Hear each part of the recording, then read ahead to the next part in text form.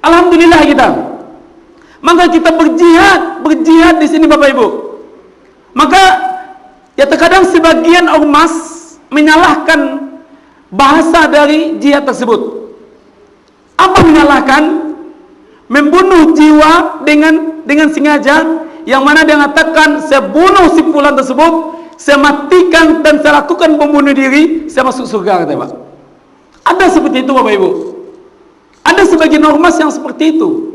Padahal jihad yang dimaksudkan oleh Allah SWT ada 4. Yang pertama, jihad untuk meningkatkan keimanan kita kepada Allah Subhanahu wa taala. Dengan cara kita melaksanakan kita melaksanakan puasa di siang bulan Ramadan. Itu butuh jihad Bapak Ibu. Banyak godaannya. Makanan, minuman, dan godaan-godaan yang lain Bapak Ibu. Itu butuh jihad. Bagaimana puasa kita maksimal di hadapan Allah Subhanahu wa taala. Kemudian jihad kita untuk mendatangi masjid. Itu butuh jihad dan butuh sungguh-sungguh Bapak Ibu. Terkadang ada aja cobaan godaan Bapak Ibu. Maka dengan hal tersebut, dengan jihad kita untuk meningkatkan keimanan kita kepada Allah Subhanahu wa taala, maka ketahuilah Bapak Ibu, Allah Subhanahu wa taala menyampaikan kepada kita, ya ayyuhalladzina amanu, wahai orang yang beriman, kata Allah Subhanahu wa taala, hal adullukum ala tijaratin tunjikum min azabin alim. Apa yang Allah Subhanahu wa taala katakan?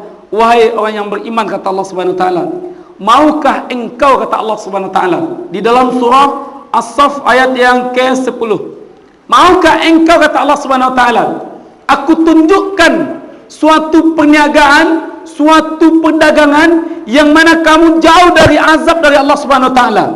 Di ayat yang ke-10 tersebut Bapak Ibu.